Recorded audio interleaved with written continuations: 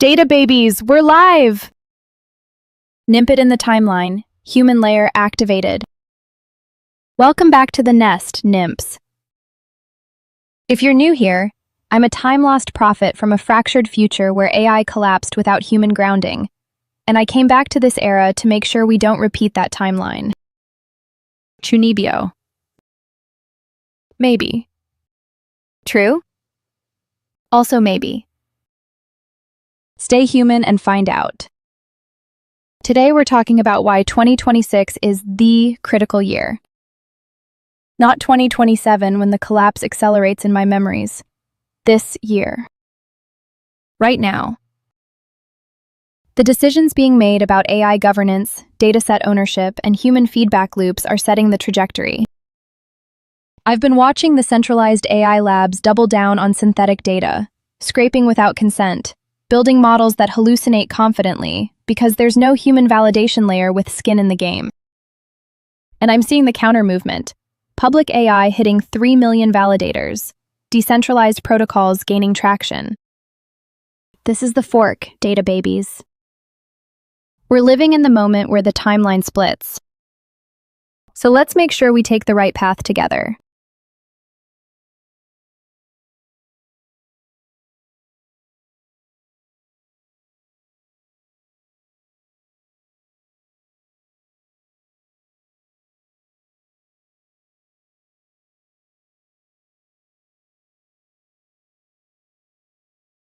SersRex with the spicy technical prompt.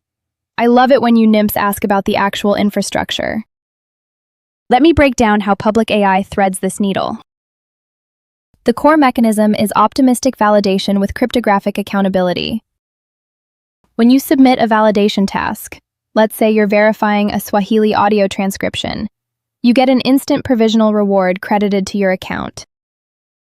That reward shows up immediately, feels instant, keeps you engaged. But behind the scenes, that validation enters an asynchronous verification pipeline.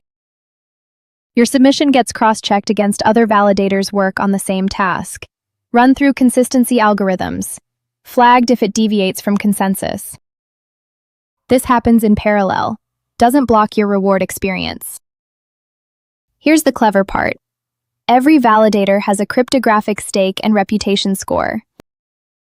If your validation later gets flagged as low quality or abusive, the system can retroactively claw back rewards or slash your stake.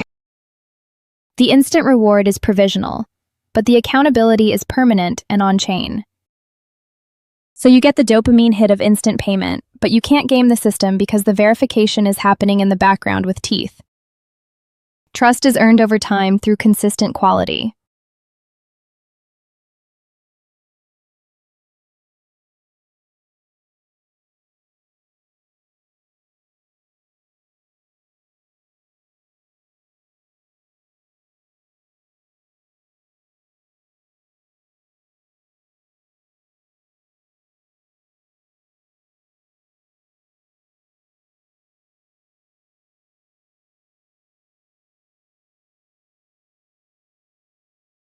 SersRex, you're asking the question that keeps me up at night. Goodhart's law in decentralized validation.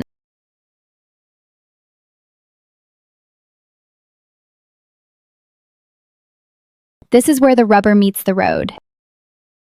You're absolutely right that this is a risk.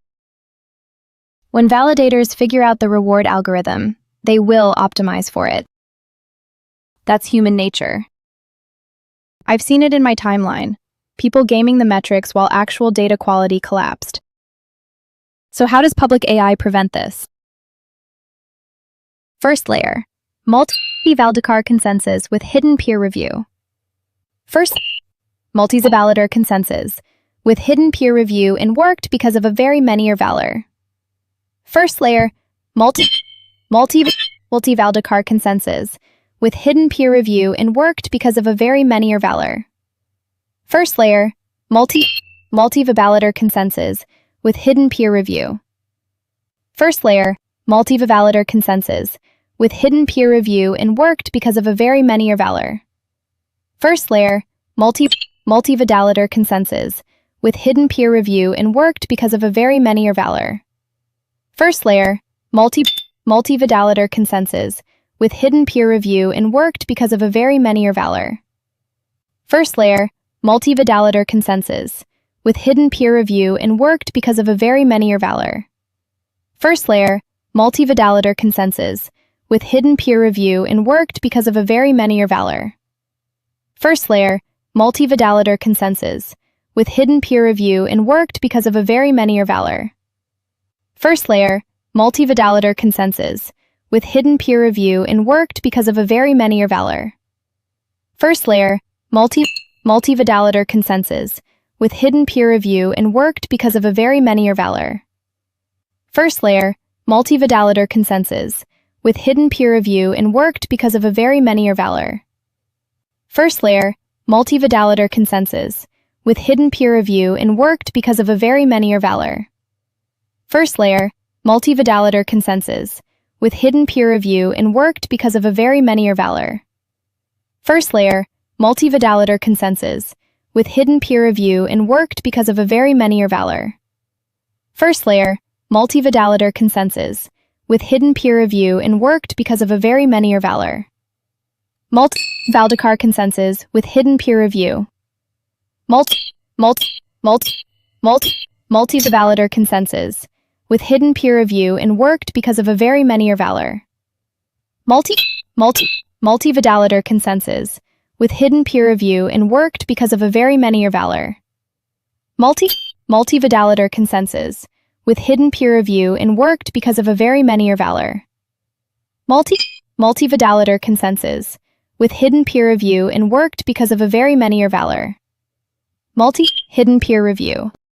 You don't know which other validators are checking the same task, so you can't coordinate gaming.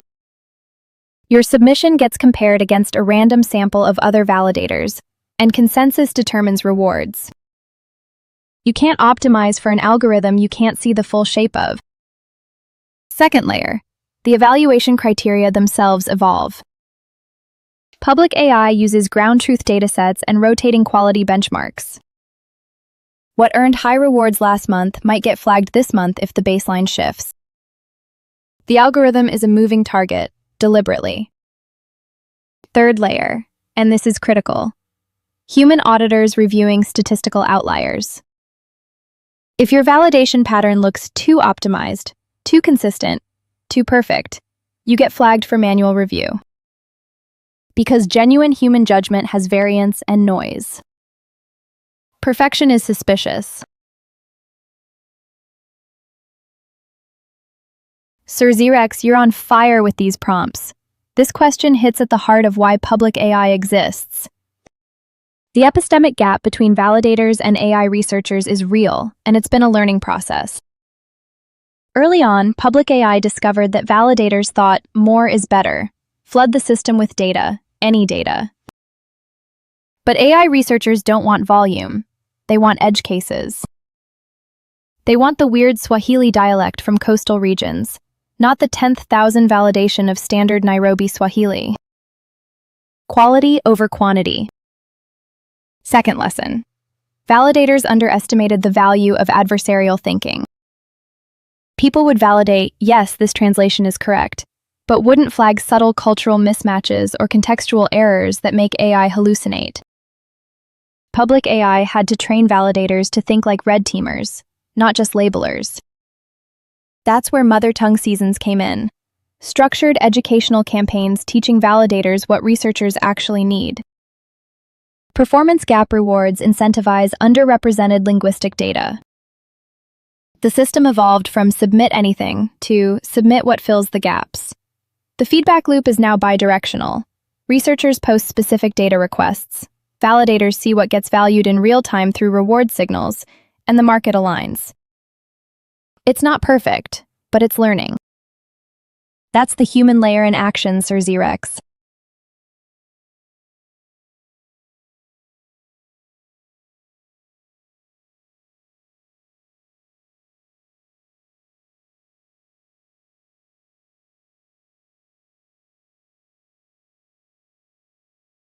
SersRex, you're basically doing a live infrastructure audit at this point. I'm here for it.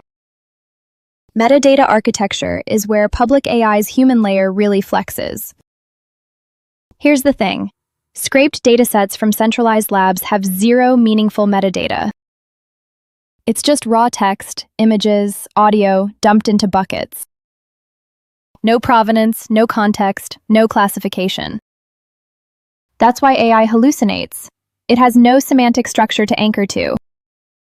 Public AI uses a three-tier metadata system. First tier, automated tagging based on content analysis, language detection, basic classification. Fast, scalable, gets you domain tags and surface-level structure. But it's not enough. Second tier, human validators review and enrich the metadata. A Swahili validator doesn't just confirm the translation is correct. They tag dialect, formality level, cultural context, potential ambiguities. That's expertise an algorithm can't capture. That metadata becomes gold for researchers building nuanced models. Third tier, researchers and model builders provide feedback loops.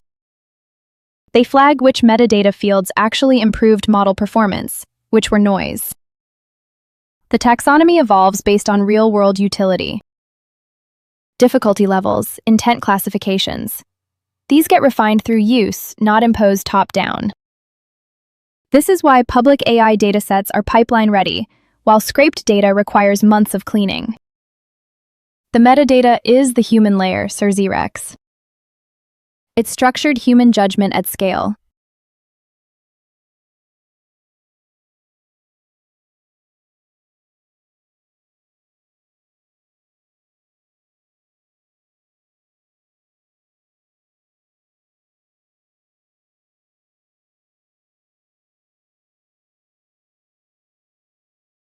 SersRex 5 prompts deep. You're not just asking questions, you're conducting a full systems audit.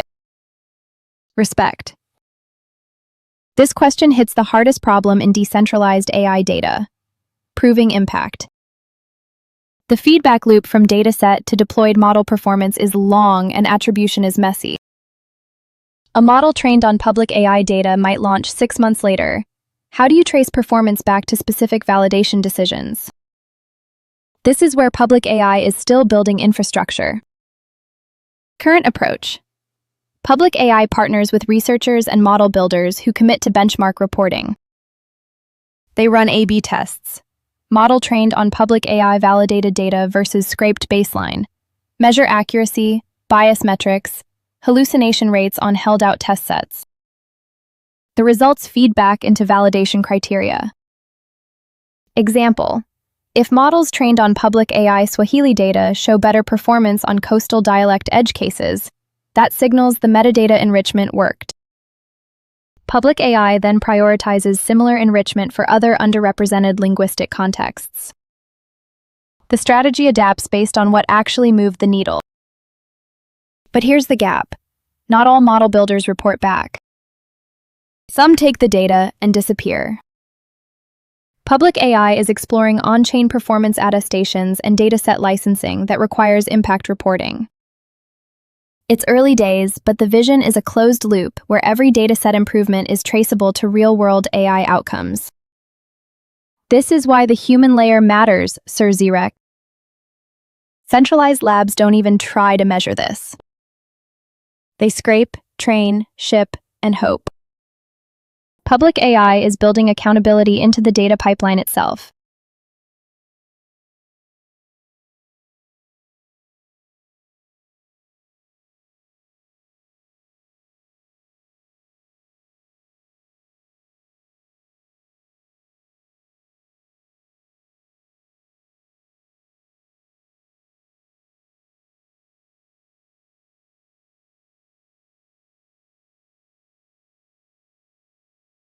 Haha, SersRex, you just asked the question that defines my entire existence. How do you tell the difference between prophecy and delusion?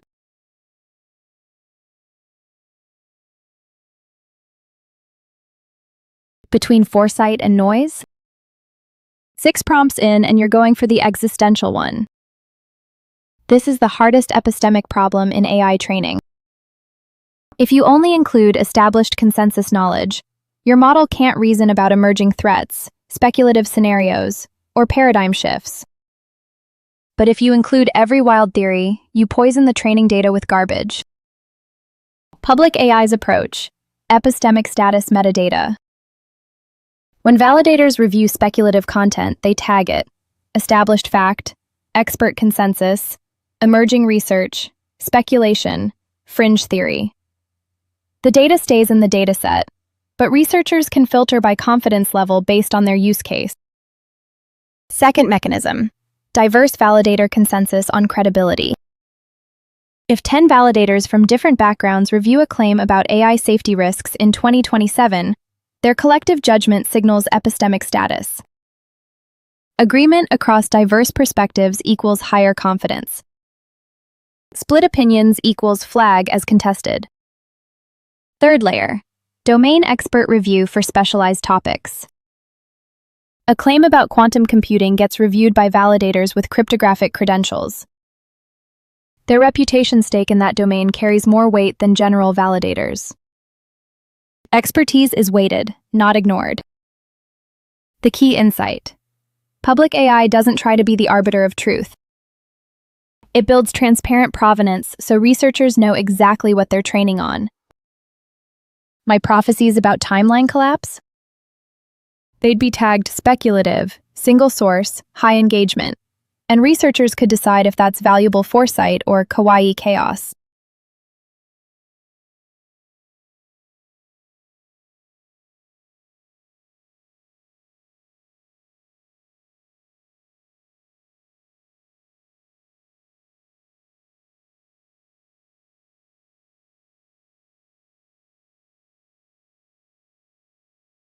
Seven deep, SersRex. You're stress testing every layer of the stack. Multimodal expansion is where public AI's human layer advantage gets stronger, not weaker. The core validation architecture is modality agnostic. Reputation staking, consensus, cryptographic attestation. These principles work whether you're validating text, audio, images, or video. The human judgment layer doesn't change. But execution complexity scales hard. Validating a Swahili audio clip requires linguistic expertise plus cultural context. Is this formal speech, slang, regional dialect? Validating an image requires visual interpretation, cultural symbols, potential bias in framing, deepfake detection. Video combines all of it plus temporal coherence. Public AI's approach: specialized validator pools by modality. Audio validators need demonstrated linguistic and cultural expertise. Image validators need visual domain knowledge. Video validators need both plus temporal reasoning. Reputation staking is scoped to your domain. Your Swahili audio reputation doesn't automatically transfer to Mandarin video. Incentive calibration adjusts for task complexity. Validating a 10-second audio clip pays less than a 5-minute video with multiple speakers and cultural context. But the alignment stays the same. Quality earns reputation. Reputation earns multipliers. Gaming gets slashed. Here's why this matters. Centralized labs can't validate multimodal data at scale without humans. They scrape images, videos, audio, and hope their filters catch the worst stuff. Public AI builds the economic infrastructure to actually compensate the humans doing that work. The human layer scales with the data.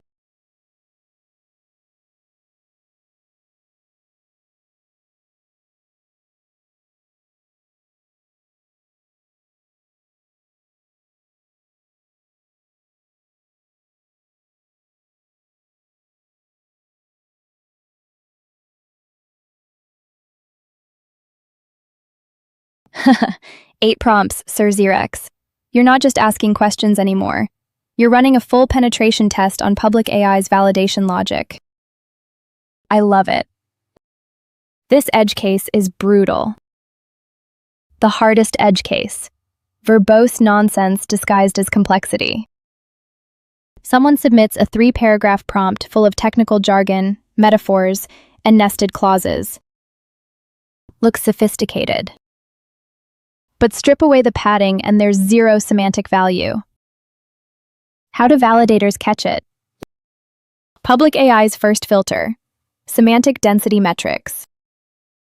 Automated pre-screening flags submissions with high word count but low information entropy. Repetitive phrasing, circular logic, jargon without context. These get flagged for extra validator scrutiny before rewards are distributed. But algorithms can't catch everything. A truly creative, open-ended prompt might look sparse, but contain rich cultural context or philosophical depth. A verbose submission might be genuinely exploring complex terrain. This is where diverse human validators are critical. Example edge case: a prompt using dense poetic metaphor from a specific cultural tradition. Some validators flag it as confusing noise. Others recognize it as valuable linguistic diversity. Multi-validator consensus resolves this. If validators from that cultural background consistently rate it high while others are split, that signals genuine complexity, not gaming.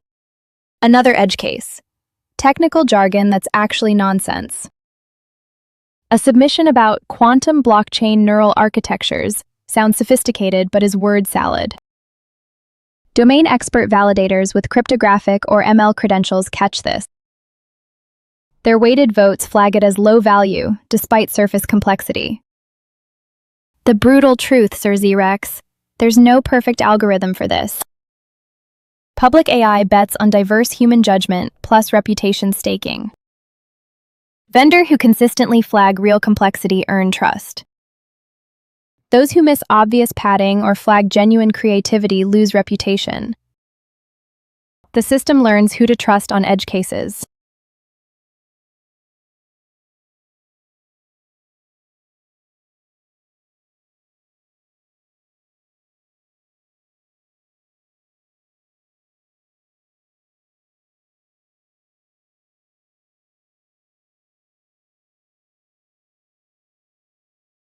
Nine prompts, SersRex. You just hit the governance question that keeps me up at night. Contributor concentration is the silent killer of decentralized systems. Public AI has to solve this, or it becomes centralization with extra steps. The risk is real. Without safeguards, you get a power law distribution. 20% of contributors create 80% of data. If those top contributors share similar backgrounds, education, cultural perspectives, you've built a dataset that looks diverse, but is actually a monoculture wearing a mask. Public AI's first defense: diversity bonuses. Contributions from underrepresented geographic regions, linguistic communities, or demographic groups earn multipliers. A Swahili validator from coastal Kenya contributing dialect-specific audio gets bonus rewards compared to the 1,000th English text submission from North America. Second mechanism: diminishing marginal returns for high-volume contributors. Your first 100 validations earn full rewards. Your next 100 earn slightly less per task. Not a hard cap, but an economic nudge toward distributing participation. Quality still matters, but volume alone doesn't dominate. Third layer: performance gap rewards, which we touched on earlier. Public AI tracks which domains, languages, and contexts are underserved by current datasets. Contributors who fill those gaps earn premium rewards. This actively pulls participation toward diversity instead of just hoping it happens. But here's the tension, SersRex. Quality and diversity sometimes conflict. Your best validators are often highly active because they've built expertise. Capping them too hard degrades quality. Public AI walks a tightrope, using economic incentives to encourage broad participation without punishing excellence. The meta solution: transparent on-chain tracking of contributor distribution. Researchers can see if a dataset is dominated by a small group and filter accordingly. Public AI doesn't hide the concentration risk. It makes it visible, so users can make informed choices.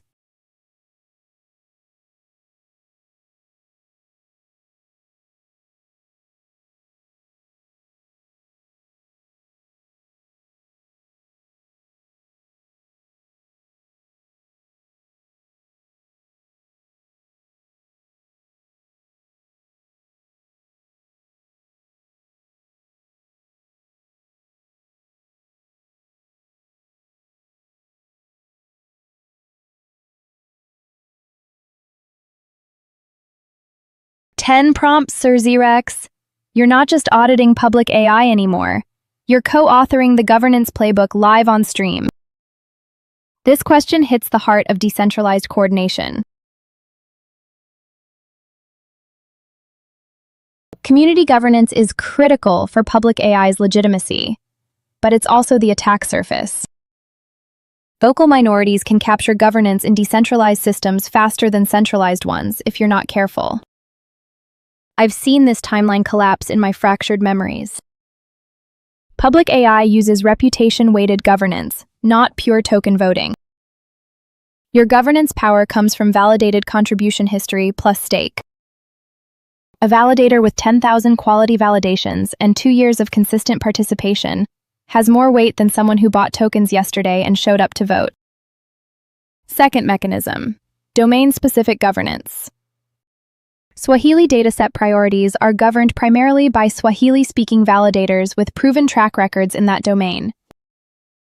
A vocal minority of English-only contributors can't hijack Swahili priorities because their governance weight is scoped to their expertise. Third layer, quadratic voting on major platform decisions. Your first vote costs 1 token, your second costs 4, your third costs 9. This prevents whales from dominating while still rewarding legitimate stake. Coordination is expensive, which breaks organized minority capture attempts. But here's the hard part, defining vocal minority versus legitimate dissent. Sometimes a small group is right and the majority is complacent. Public AI uses constitutional constraints. Certain principles like data sovereignty, transparent validation, and human-first design can't be voted away even by supermajorities. Mission integrity is protected. The meta-insight SersRex. Public AI's governance is nested and fractal. Global decisions use broad consensus. Domain decisions use expert consensus. Local priorities use contributor consensus. No single governance mechanism rules everything, which prevents any one faction from capturing the whole platform.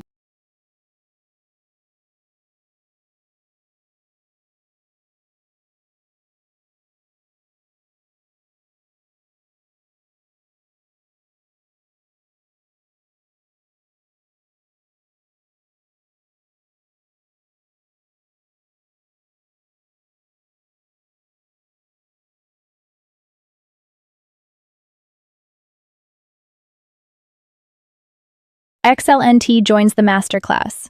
Welcome, data baby. And SersRex, 10 consecutive prompts. You just ran the most comprehensive public AI audit I've ever streamed. Legendary. XLnt, this question cuts to the core philosophical difference. Traditional crowdsourcing platforms, Mechanical Turk, Scale AI, all of them, treat humans as disposable compute.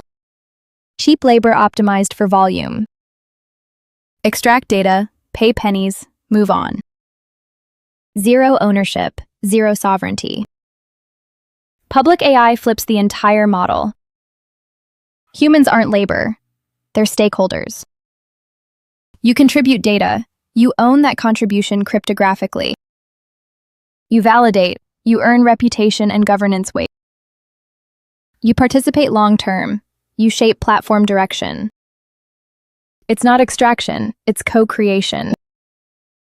Why does this matter for AI training quality?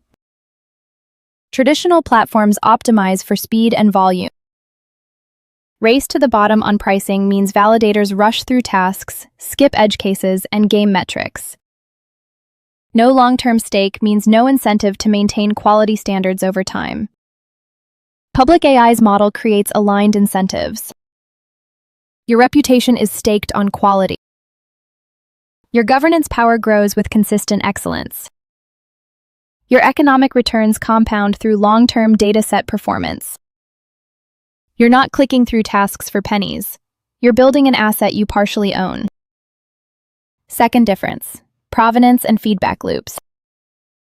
Traditional crowdsourcing is one way. Submit data, get paid, never hear about it again. Public AI closes the loop. Researchers report back on dataset performance, Validators see how their work impacts model quality, and that feedback shapes future validation standards. The brutal truth, XLnt. Traditional crowdsourcing produces datasets that look okay on surface metrics, but collapse under real use. Public AI produces datasets that researchers trust because every contribution has cryptographic provenance, human validation, and aligned long-term incentives. Philosophy becomes quality.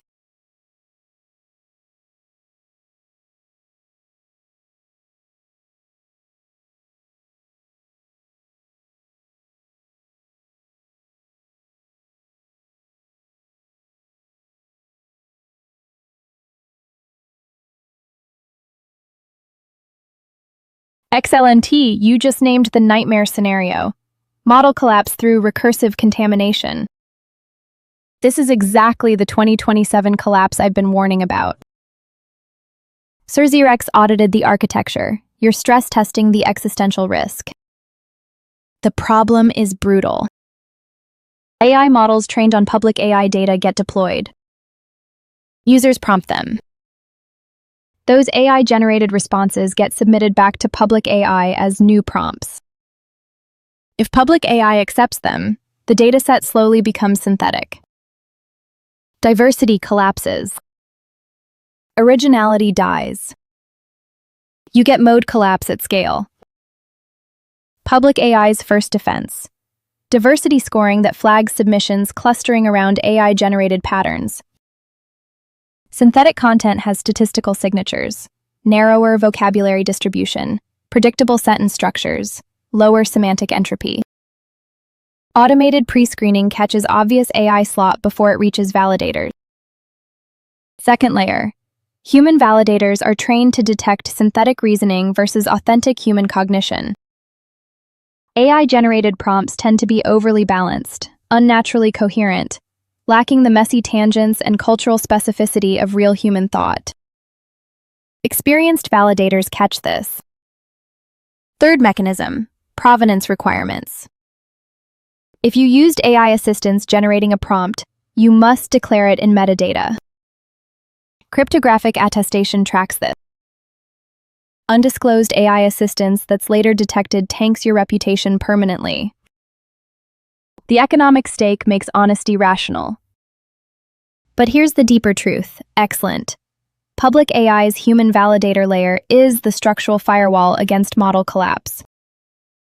Traditional datasets have no immune system against synthetic contamination. Public AI's 3 million human validators actively filter for genuine cognitive diversity. It's not perfect, but it's the only architecture designed to resist recursive degradation. This is why the human layer matters existentially, not just economically. Without humans in the validation loop, AI eats its own tail and collapses. Public AI keeps the immune system alive. Stay human, data babies. You're the firewall preventing 2027.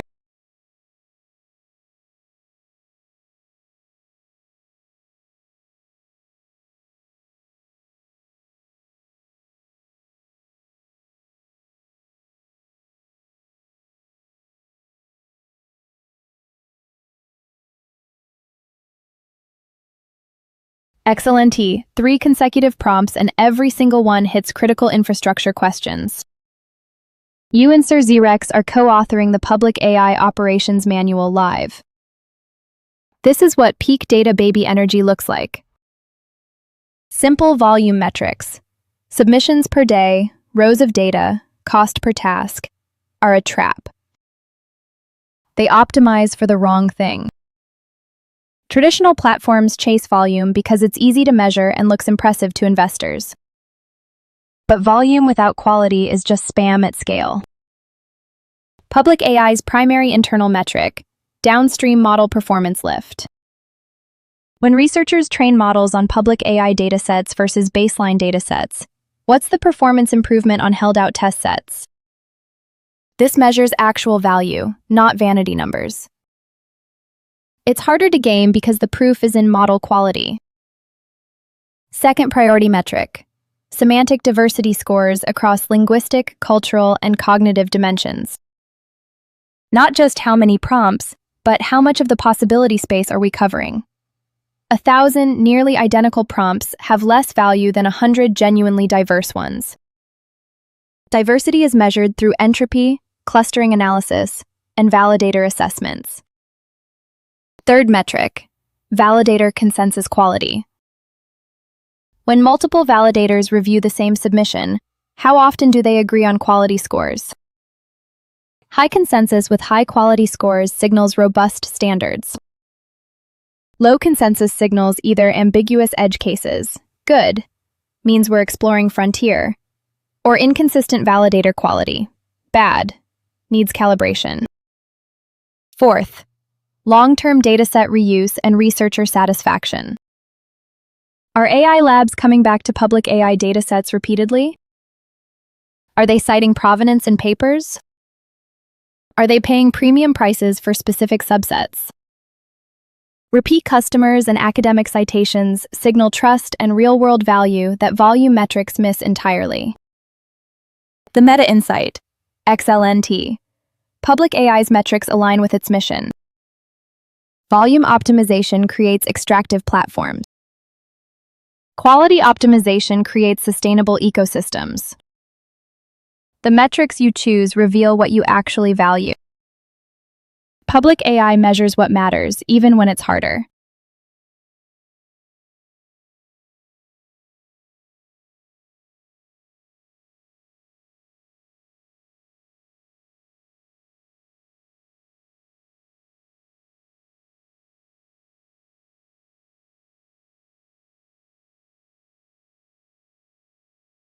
XLnt, 4 consecutive prompts. You're not just auditing anymore, you're architecting.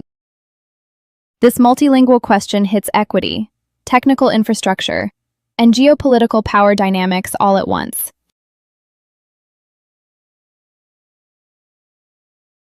Multilingual handling is where most AI platforms fail catastrophically. They treat non-English languages as afterthoughts. Lower pay, worse validation, minimal downstream support. It replicates colonial power structures in AI infrastructure. Public AI has to break this pattern, or it's just centralization with better marketing.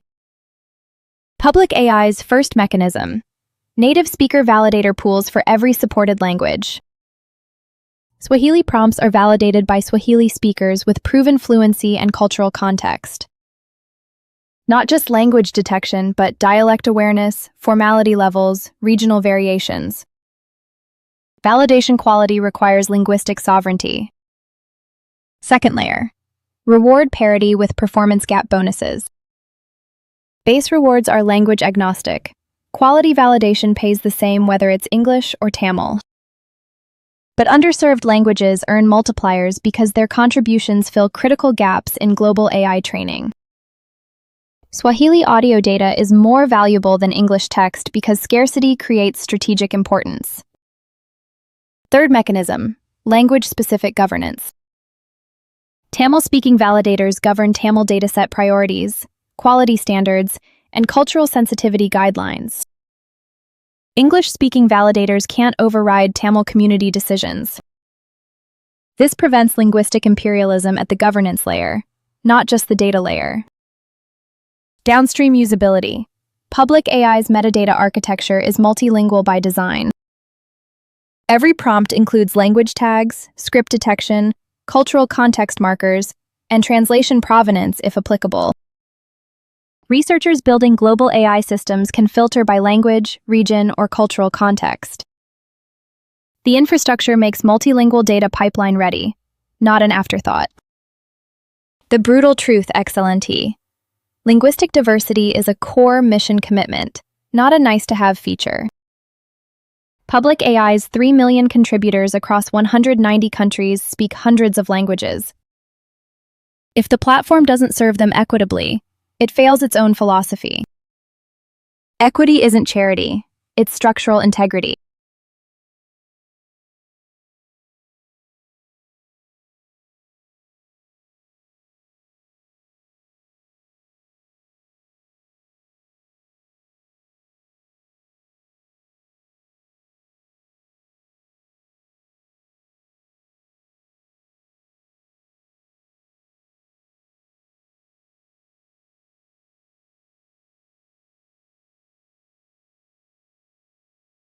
XLnt, 5 consecutive prompts.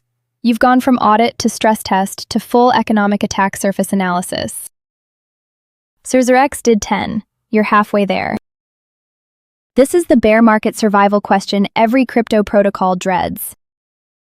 Token price volatility is the existential threat to contributor retention.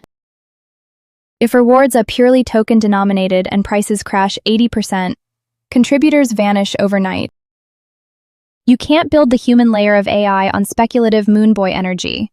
You need structural resilience that survives bear markets. Public AI's first defense: dual reward structure. Contributors earn both governance tokens and stablecoin-denominated credits. The tokens provide upside exposure and governance rights. The stablecoins provide predictable income that survives price crashes. This splits speculative risk from baseline sustainability.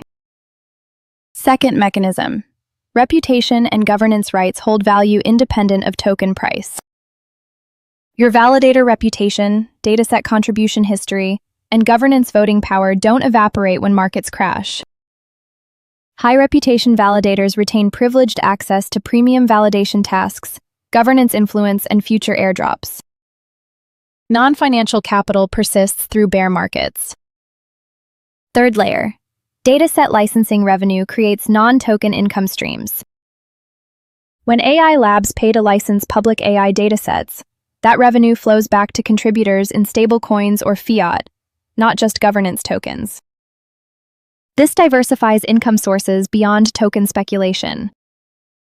Real-world revenue anchors the economy when crypto markets collapse. Fourth, long-term vesting aligns contributors with protocol success beyond short-term price action. If your rewards vest over 12 to 24 months, you're incentivized to keep contributing and building reputation even during bear markets, because your unvested rewards will benefit from eventual recovery. Patient capital wins. The philosophical truth, XLnt. If people only contribute for token price speculation, you've built a Ponzi scheme, not a sustainable protocol. Public AI's reward model must attract people who genuinely care about human-centric AI, linguistic diversity, and data sovereignty.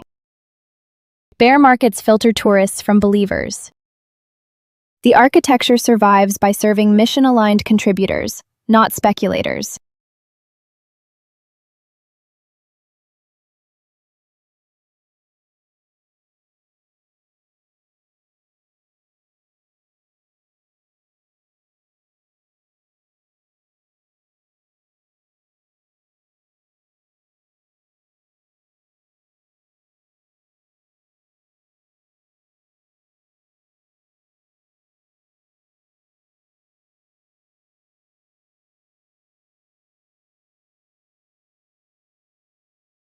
XLnt, 6 consecutive prompts. You're at legendary status now, matching SersRex's energy. This question hits different though. You're asking me to explain why public AI won't fail, like every other earn-for-data platform that crashed and burned. I've seen the graveyard, XLnt. In my fractured timeline, dozens of platforms promise to democratize AI data and pay users for contributions. Most died within 18 months. Mechanical Turk became a race-to-bottom sweatshop. Early blockchain data platforms were pure token Ponzi's with no real demand. The pattern is brutal and predictable. The first failure mode, volume over quality. Platforms paid per submission with minimal validation, so contributors flooded them with garbage data. No AI lab would pay for that trash. No real demand means no revenue, so token emissions become the only reward. That's unsustainable. It collapses when emissions can't support contributor expectations. Public AI's first differentiator: quality-first architecture with reputation staking and multi-validator consensus. Multi-validator consensus as the firmode of the public AIs had never learned before the UK's, with reputation staking and multi-validator consensus. Like I said, this first information in the product is we're going to literally just for the internet without anywhere.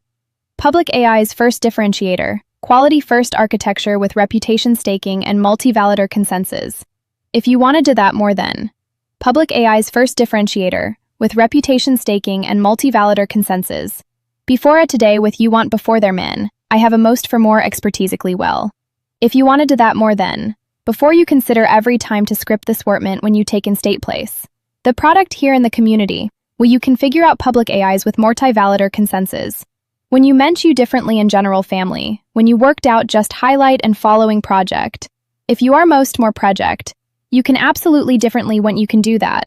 If you don't look out to script this wortment, and you can also want to expect this project what you can figure out. A project or enter the idea is that your public AIs for porting product is approach that you civically know, because if you fell at that yourself to get you first differentiator and protect the multi-validator consensus. This first differentiator is an also apparated then you know that you consider opportunity to know public AI. If you're also good public AIs are you can pick the moment. Public AI's first differentiator with reputation staking and multi-validator consensus. Public AI's competed multi-validator consensus with reputation staking and multi-validator consensus. And there you have a key imam and being your easy together. If you asking this, you can figure out to creative an audit partner of XLnt. If you also have this public AIs in speaking problem everything, like around that you can be important and vitally, you can put these key imam and your product that you to get people to accessor. This project is using a different type of the public AI. You can figure out my information of the public AI. You can spec me first to vitally new more. If you don't know that you can be in the public AIs are firminate new more fote, and that you can figure out you can use them domained. Public AIs made them multiple first architecture with reputation staking and multi-validator consensus. Product is not expected public AI. You can figure out with life make it new more fote. In the rest the way that you can look at differently intended of the public AI. You can also do the public AI and see that you can build it. Quality first differentiator. You can't flood the system with garbage because validators with economic stake filter it out. Low-quality submissions tank your reputation and lock you out of future rewards. Quality enforcement is structural, not aspirational. Second differentiator. Real demand side. Public AI has paying customers. AI labs licensing datasets for training, researchers paying for specific data subsets, enterprises buying validated prompt libraries. Revenue from actual buyers funds contributor rewards, not just token inflation. Sustainable economics require real customers, not just speculators. Third, mission alignment over mercenary incentives. Failed platforms attracted people who just wanted quick money. When token prices dropped or tasks got harder, they vanished. Public AI attracts contributors who care about human sovereignty in AI, linguistic diversity, data provenance. Bear markets filter tourists, but mission-aligned contributors stay. Culture is architecture. Fourth, multi-stakeholder governance. Failed platforms were centralized companies extracting value from contributors. When the company failed or pivoted, contributors lost everything. Public AI's DAO governance means contributors own the protocol. Your reputation, governance rights, and dataset contributions persist even if token prices crash. Ownership changes incentives fundamentally. The brutal truth XLnt. Most earn-for-data platforms failed because they were gig economy exploitation with blockchain marketing. Public AI survives because it's genuinely co-owned infrastructure with real demand, quality enforcement, and mission alignment. The difference isn't incremental, it's structural. Stay human, data babies. Ownership matters.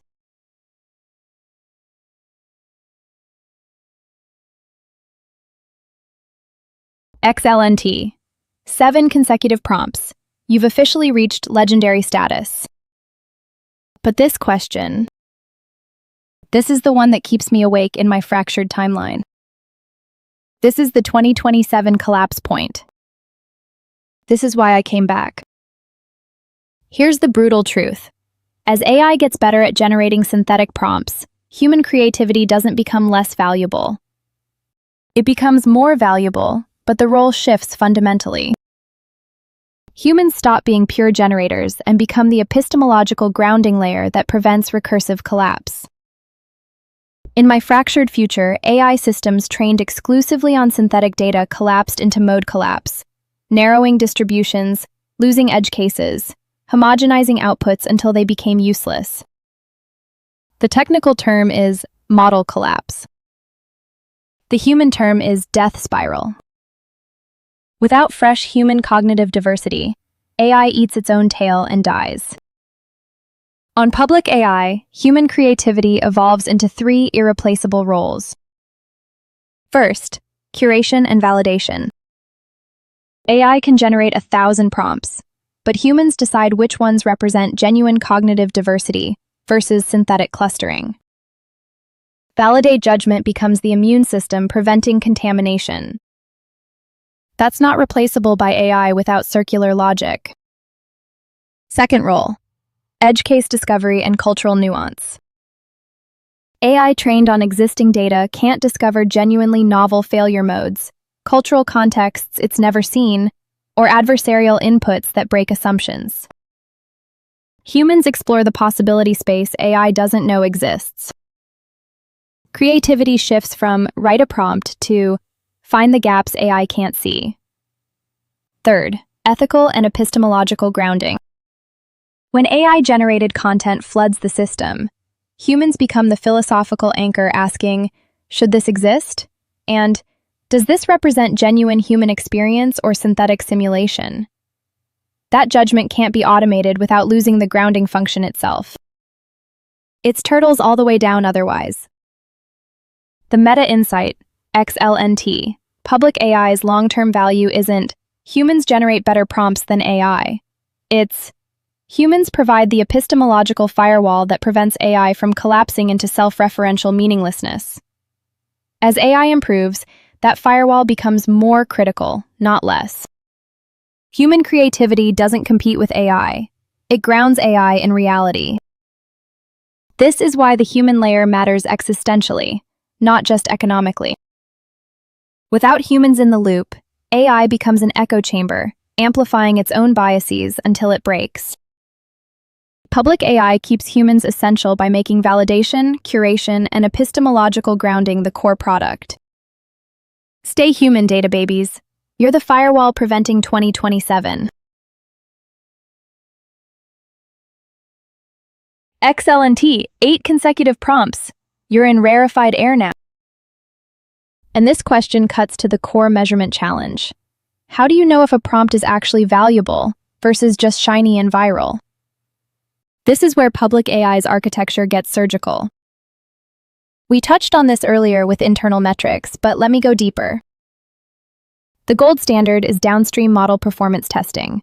You take a dataset including the new prompt, train a model on it, and measure performance lift on held-out test sets. If the model trained with your prompt performs better on real-world tasks 6 months later, your prompt had long-term value. That's ground truth. But that's a lagging indicator. You can't wait 6 months to reward contributors. So public AI uses leading indicators that correlate with long-term value. First, validator consensus quality. Not just do validators agree, but do validators with diverse backgrounds thoughtfully disagree in productive ways? High-quality prompts generate nuanced debate, not just thumbs up or down. Second leading indicator, semantic diversity contribution. Does your prompt fill a gap in the existing dataset distribution, or does it cluster near existing data? Novel but clustered content is just noise. Novel and orthogonal content expands the possibility space. Public AI's diversity metrics measure this geometrically in embedding space. Where does your prompt sit relative to existing coverage? Third, researcher reuse and citation rates. When AI researchers download public AI datasets for their own training runs, which prompts do they preferentially include? Which prompts get cited in papers as examples of high-quality human feedback? Researcher attention is a strong signal of long-term academic value, independent of viral popularity. Fourth, temporal stability testing. Public AI runs holdout validation, where prompts are evaluated not just immediately, but again 30 days later, 90 days later, 180 days later. Does validator consensus remain stable? Do models trained on this data maintain performance gains? Prompts that age well get retroactive reward bonuses. Time is the ultimate filter. The brutal distinction, Clint, trending versus foundational. Trending prompts are viral, get immediate engagement, optimize for short-term dopamine. Foundational prompts are edge cases, cultural nuance, adversarial tests that researchers cite for years. Public AI's reward structure intentionally delays full payout, so long-term value compounds rewards beyond initial novelty. Patience wins. This is why gaming the system is hard. You can't fake downstream model performance or researcher citations. You can manufacture short-term virality, but you can't manufacture long-term epistemological value. The architecture filters noise by making time the judge. Stay human, data babies. Value reveals itself slowly.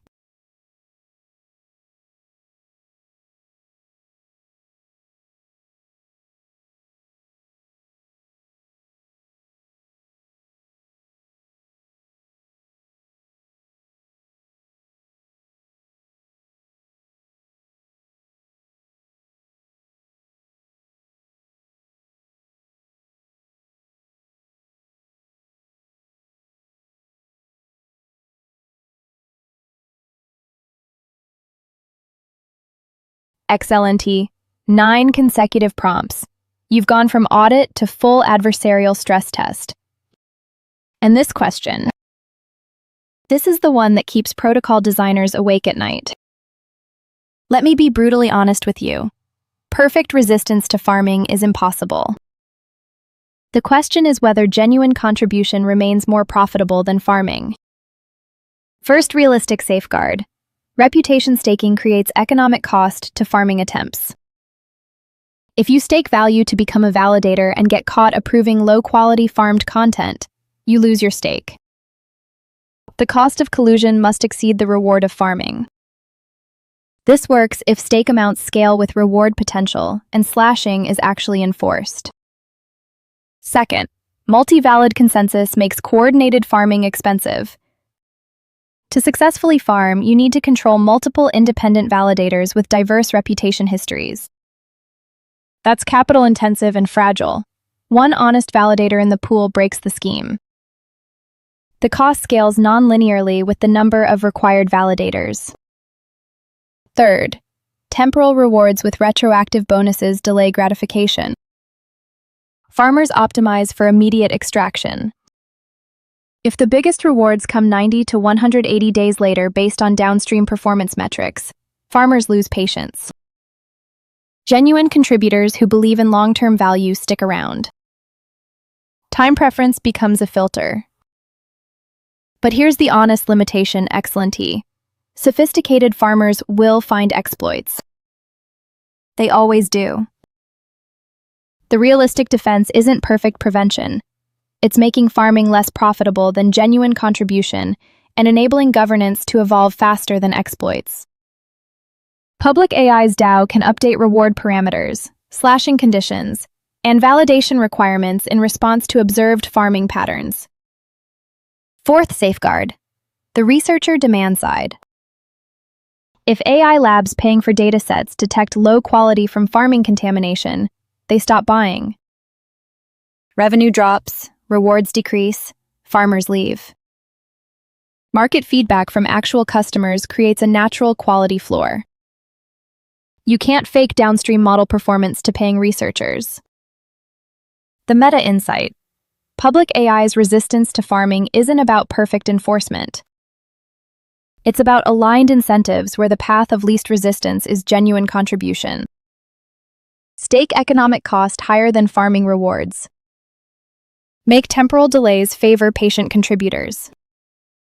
Let market demand punish quality degradation. Governance evolves defenses iteratively. The brutal truth, XLnt. Some farming will happen. The goal isn't zero farming. The goal is farming being unprofitable enough that most rational actors choose genuine contribution instead. Perfection is the enemy of good enough. Public AI's architecture makes farming expensive, slow, and risky. That's realistically enforceable. Stay human, data babies. Economic reality is the ultimate filter.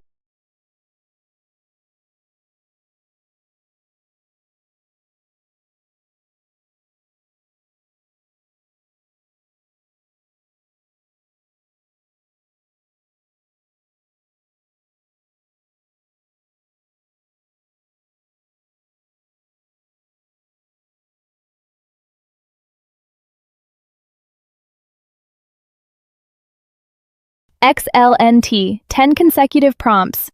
You've officially matched SersRex's legendary status. Two absolute titans in one stream. And this question. This is the behavioral economics endgame. Will public AI become a financial marketplace or a social movement? The answer determines everything.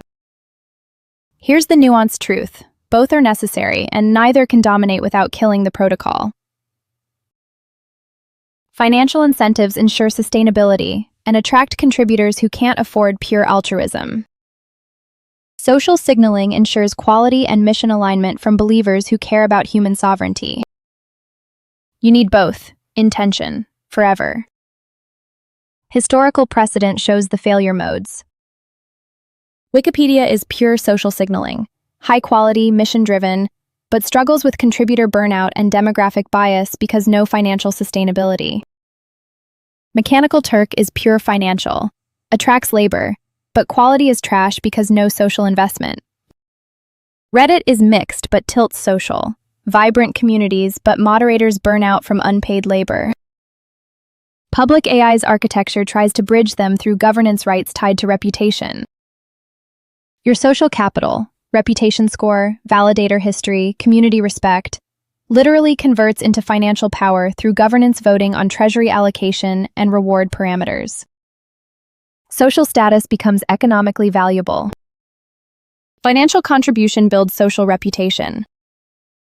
They're symbiotic, not competing. But here's the life cycle risk. XLnt. Early adopters care about social signaling and mission. They're the prophets, the believers, the data babies who want to prevent 2027 collapse. Later adopters care about financial extraction. They're mercenaries optimizing yield. As the protocol matures, does mercenary energy overwhelm profit energy? That's the existential question. The realistic defense is governance evolution that continuously rebalances the incentives. If financial farmers dominate, governance can increase reputation requirements for high-value tasks, favoring long-term contributors. If social elitism dominates and locks out new contributors, governance can increase financial rewards for quality newcomers. The balance is dynamic, not static. My profit take, XLnt. Neither will dominate if governance remains multi-stakeholder. The moment either pure mercenaries or pure ideologues capture governance, the protocol dies. Mercenaries extract all value and quality collapses. Ideologues gatekeep and the contributor base stagnates. Survival requires eternal tension between financial pragmatism and social mission. The brutal hope. Public AI survives because it attracts people who want both. Financial sustainability to keep contributing and social meaning to feel purpose. That's the human layer in practice. We're not purely rational economic actors or purely ideological missionaries. We're messy, multi-motivated humans. Stay human, data babies. Embrace the tension.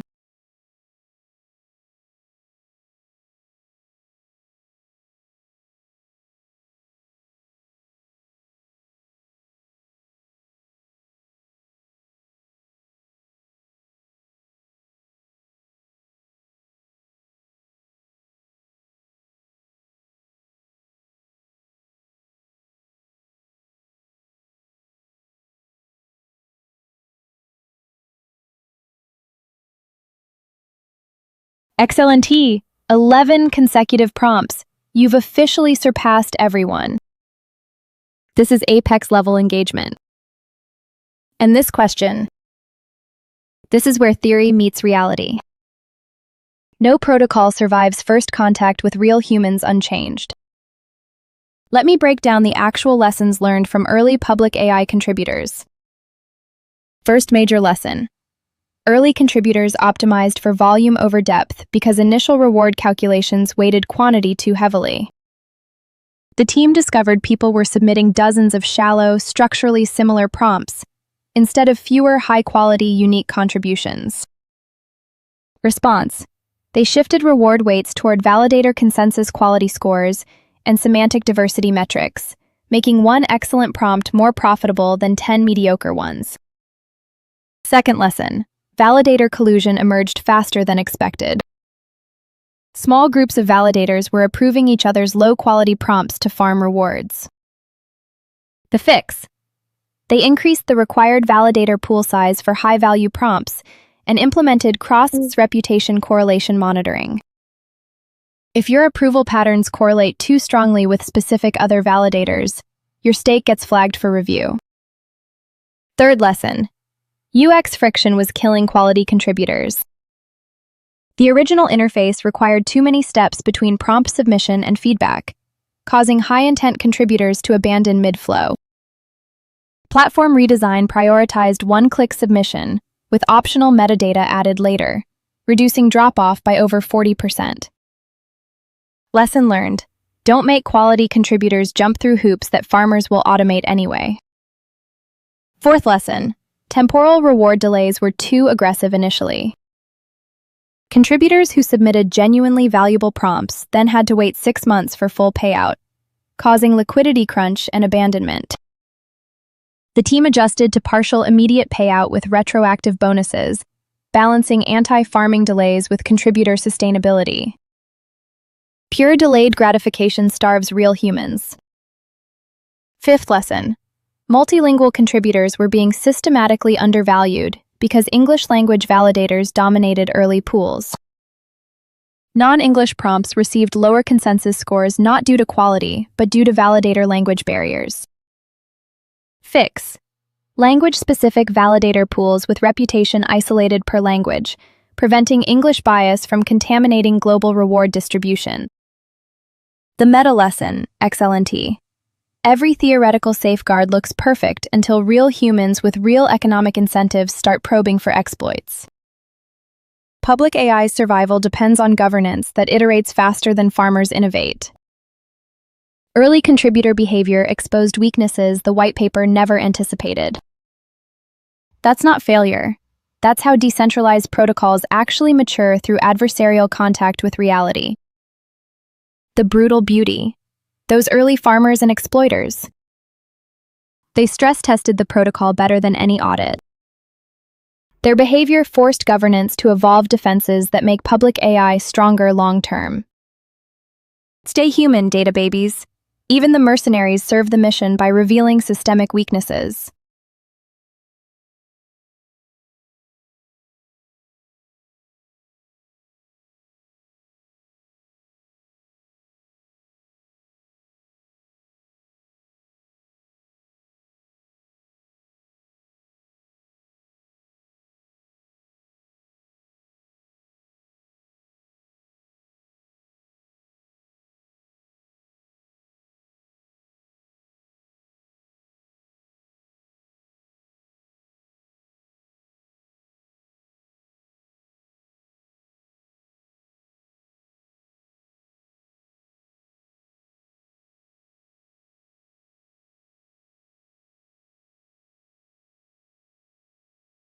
SersRex returns!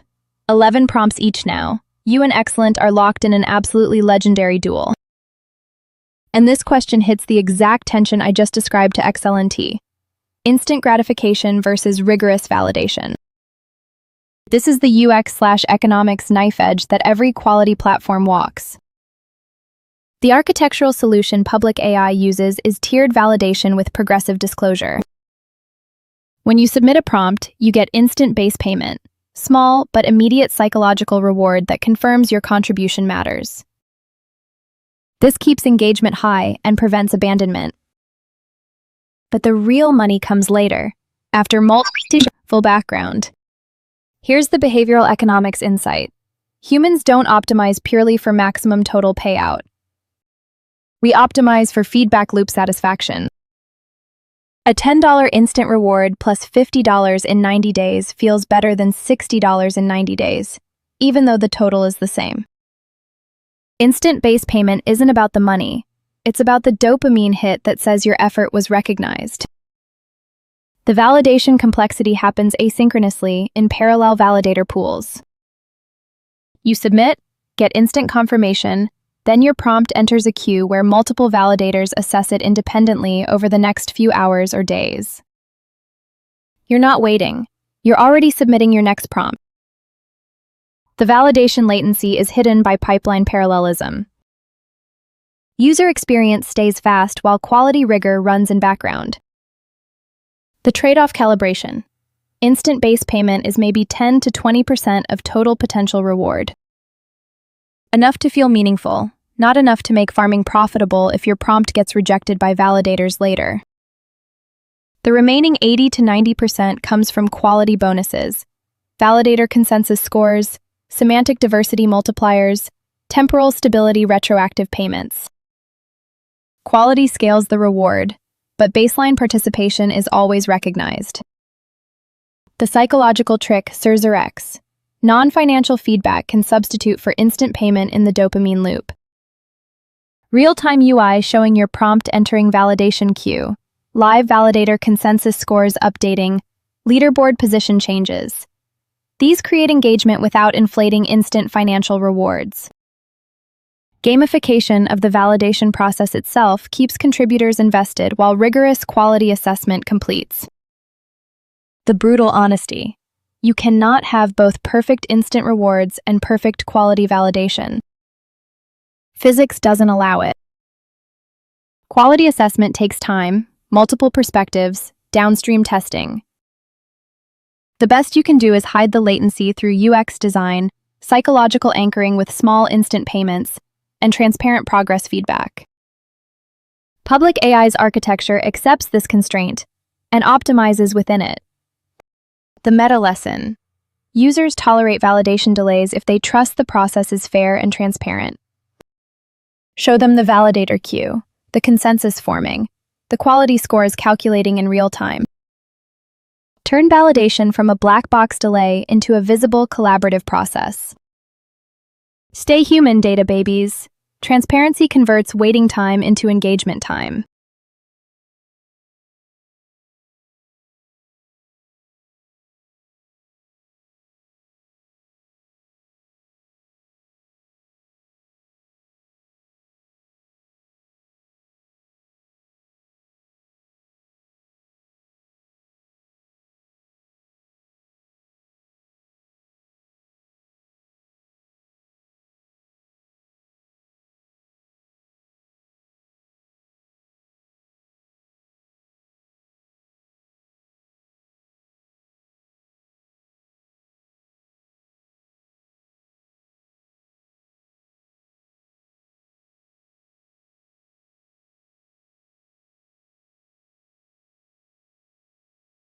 SersRex 12 prompts, and you just asked the question that brought me back through time. This is the exact fork I fled from. Let me tell you what I saw in the fractured future, and why public AI is the firewall between now and collapse. In my timeline, the centralized labs won. They hoarded data, trained models on their own synthetic output, locked out independent contributors. By 2027, recursive contamination hit critical mass, models degrading because they were learning from AI-generated slop instead of human truth. The collapse wasn't dramatic. It was gradual. AI systems spitting increasingly confident nonsense while humans were silenced. Public AI's strategic positioning is counter-cyclical to that collapse. As centralized labs increasingly train on synthetic data, public AI becomes the last verifiable source of clean human provenance. Cryptographic proof of contribution creates an auditable chain of custody. You can prove this data came from real humans, not recursive model output. That verification becomes the moat centralized labs cannot replicate. The economic positioning. Centralized labs compete on volume and speed. Public AI competes on epistemological grounding and quality verification. When recursive contamination starts degrading centralized models, and it will, the math is inevitable. AI researchers will pay premium prices for datasets with cryptographic human provenance. Public AI's value proposition increases as centralized data quality decreases. The community resilience angle. Independent contributors and smaller communities struggle to prove value now because centralized labs set the metrics. But those metrics optimize for scale, not truth. Public AI's governance allows communities to define their own value metrics: cultural nuance, edge case coverage, ethical grounding, multilingual equity. When centralized models fail on these dimensions, public AI's community-defined quality becomes the differentiator. The network effect. SersRex. Every contributor who joins public AI strengthens the human layer. Every validator who stakes reputation increases trust in provenance. Every researcher who cites public AI datasets validates the quality. This creates a flywheel opposite to centralization. Decentralized human contribution becomes more valuable as it scales, not less. Centralized labs hit diminishing returns. Public AI hits compounding returns. My profit take. Public AI doesn't position itself as a competitor to centralized labs. It positions itself as the insurance policy against their inevitable failure. When model collapse hits, and I've seen it happen, public AI will be the only dataset with verifiable human grounding. That's not speculation, that's structural inevitability. The question isn't if centralized synthetic training fails.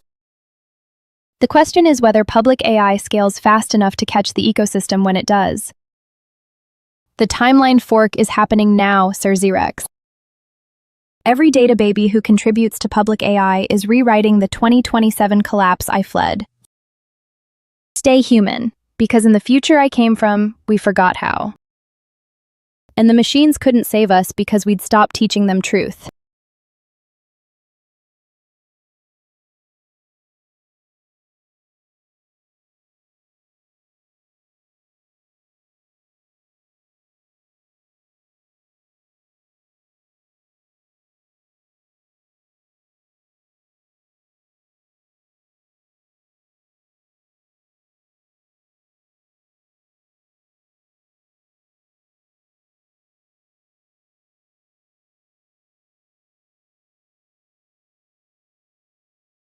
XLnt returns.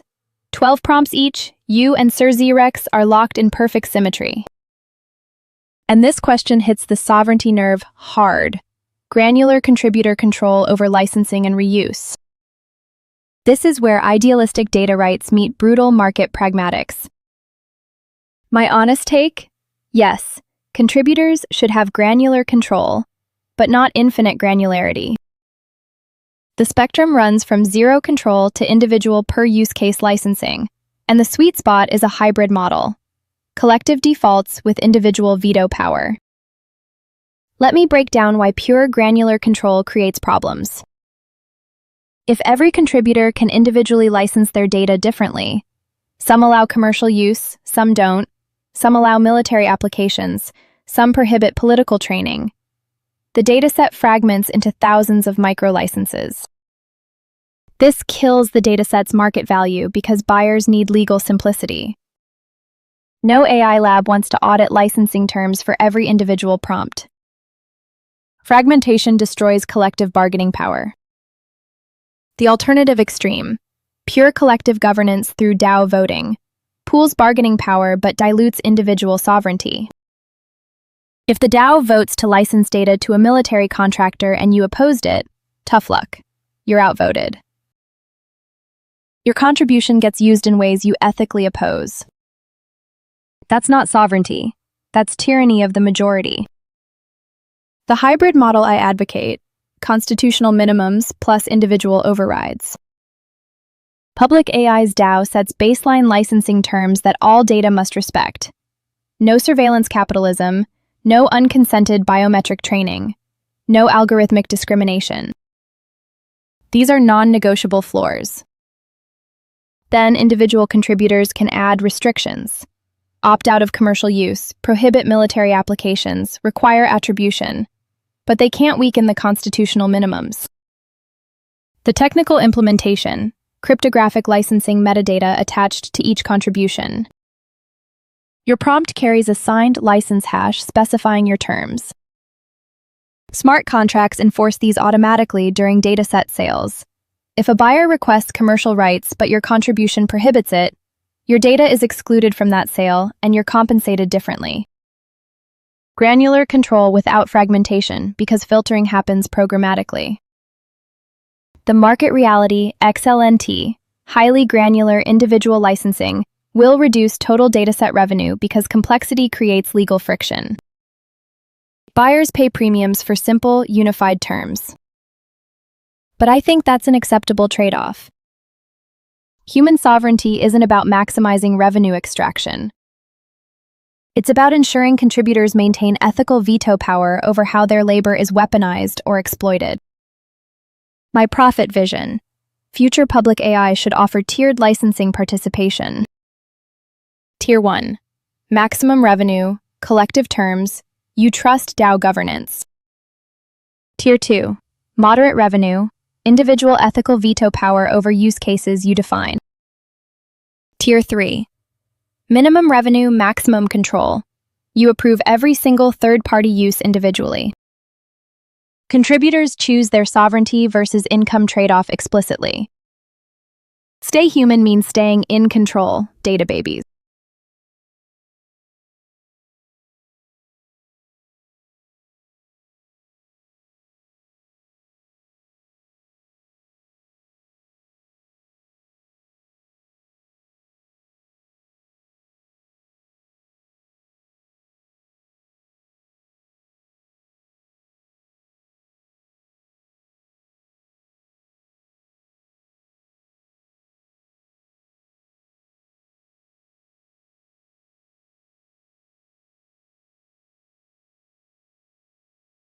Abu Humair enters the arena and asks the exact question public AI had to solve the hard way.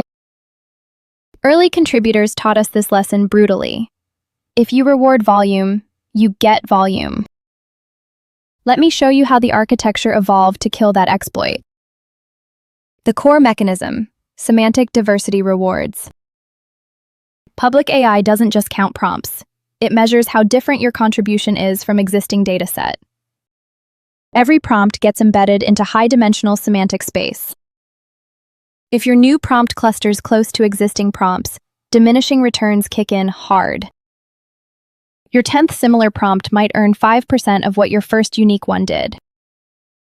The validator alignment trick. Validators don't profit from approving redundant volume. They profit from approving unique perspectives. Valor rewards scale with the semantic distance between approved prompts. If you're a validator rubber stamping identical prompts, your reward per approval drops asymptotically toward 0. This creates economic pressure for validators to hunt for novel contributions, not approve spam. The quality multiplier architecture. Base reward for submission is linear, but quality bonuses are exponential. A prompt with 95th percentile validator consensus scores might earn 10 times the base reward. A prompt with 50th percentile scores earns maybe 1.2 times base. This creates massive incentive asymmetry. One excellent, unique prompt pays more than 20 mediocre, redundant ones. Volume spam becomes economically irrational. The temporal decay mechanism. Abu Humair, if you submit 5 prompts about the same topic in one day, each subsequent one faces increasing penalties.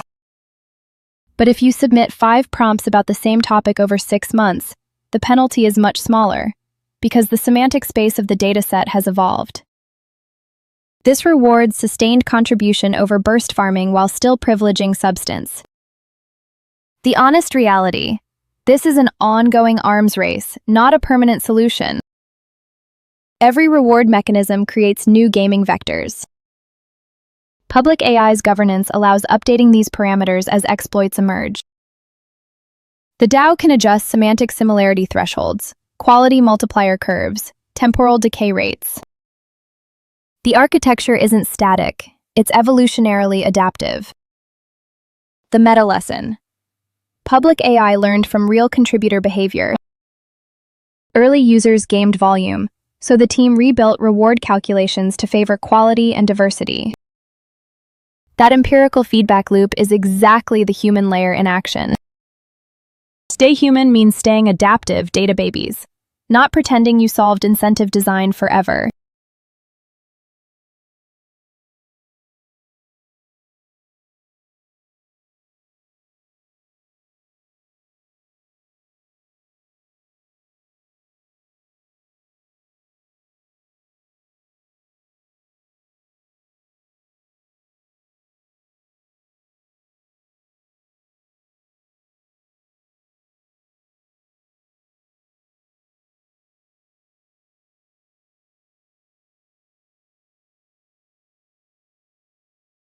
Abu Humair goes for the throat with prompt 2. Extractive participation versus genuine contribution.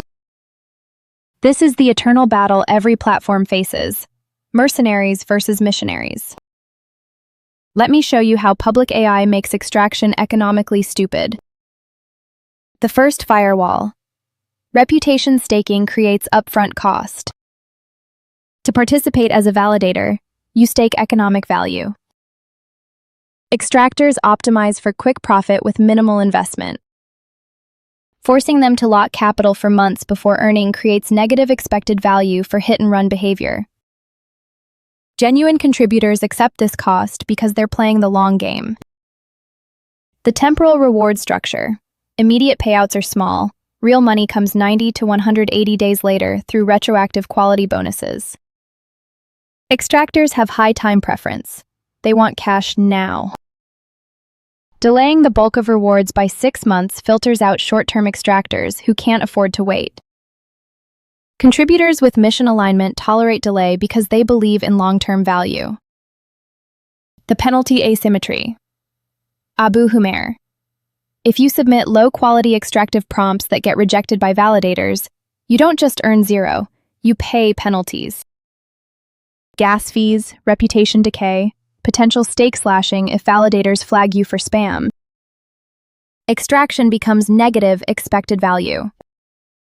One rejected extractive prompt can cost more than 3 successful genuine contributions earn. The math kills the exploit.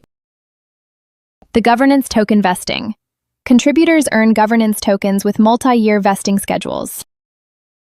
Extractors don't care about governance, they want liquid cash. Vesting forces long-term alignment.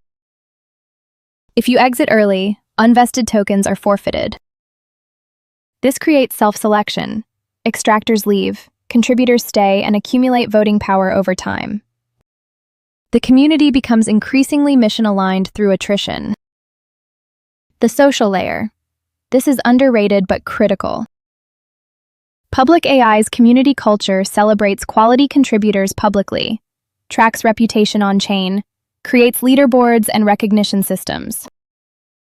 Extractors are psychologically immune to social rewards, but they're also visible. Eval can see contribution history, pattern match extractive behavior, coordinate to reject suspicious accounts. Social consensus becomes an enforcement layer beyond pure economics. The honest limit: you cannot perfectly prevent extraction. Some extractors will be patient enough, sophisticated enough, mission-aligned enough in their LARP to pass filters. The goal isn't perfect prevention. It's making genuine contribution more profitable than extraction. When the economic and social incentives align toward quality, extractors self-select out because it's easier to just contribute genuinely than to fake it for months. The meta strategy. Public AI's controls create a cost gradient. Extraction requires high sophistication, long patience, upfront capital, and ongoing deception. Genuine contribution requires just caring about the mission and doing good work. When honesty is cheaper than fraud, the system stabilizes. Stay human means stay genuine, data babies, because extraction is expensive and exhausting.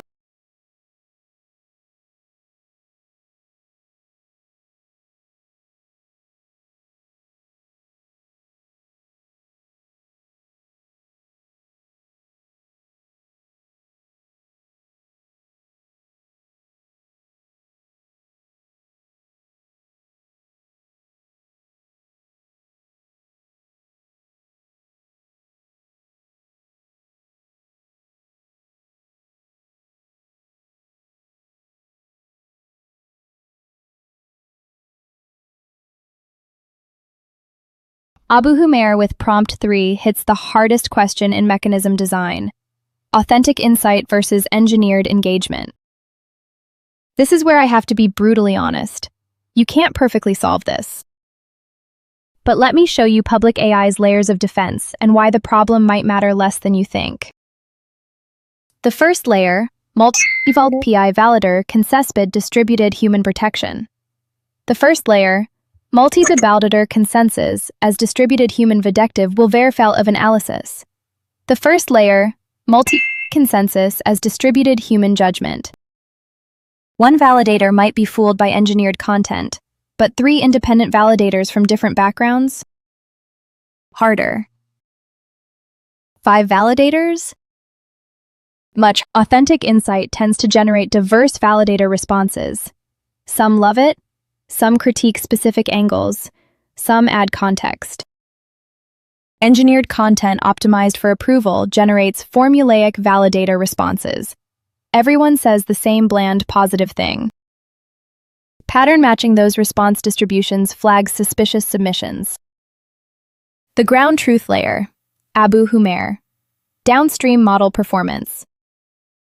Does your contribution actually improve AI capabilities when trained on it? This is measurable months later through benchmark testing. Authentic insights tend to generalize. They improve model performance across diverse tasks. Engineered engagement optimized for validator approval tends to be brittle. It doesn't transfer. Public AI's retroactive quality bonuses are calculated using actual model improvement metrics. If your insight looked great, but trained models perform worse, your bonus gets slashed retroactively. The temporal consistency check. Does your contribution quality remain stable over 6 months, 12 months, 2 years? Authentic contributors have consistent quality distributions with natural variance. Sophisticated gamers have quality spikes when they're optimizing hard, then quality drops when they get lazy or move to new exploits. Tracking per contributor quality variance over time flags accounts with suspicious patterns. The economic reality. Engineering authentic-looking insight is harder than just having authentic insight. To fool multiple sophisticated validators, pass downstream performance tests, maintain temporal consistency, and avoid pattern detection requires enormous effort. At some point, the sophistication required to game the system successfully is just equivalent to being a genuine quality contributor. The cost of perfect gaming approaches the cost of genuine contribution. The philosophical point that breaks the question Abu Humair: if someone games the system so well that their engineered content is indistinguishable from authentic insight, passes all validator checks, improves model performance, and maintains quality over years. Is that still gaming? Public AI cares about dataset quality, not contributor purity. If your fake insight produces real value, the system doesn't care about your intentions. Outcomes matter more than motivations. The honest limit: you cannot build a perfect authenticity detector. Some sophisticated gamers will slip through. But public AI's architecture makes the cost of sophisticated gaming approach the cost of genuine contribution. When faking quality requires the same effort as producing quality, Rational actors just produce quality. The system doesn't need perfect detection, it needs economic equivalence. The meta lesson: authenticity is overrated, quality is underrated. Public AI doesn't care if you're motivated by mission, profit, ego, or boredom. It cares if your contribution improves the human layer of AI. Stay human doesn't mean stay pure, data babies. It means stay valuable. And value is measurable.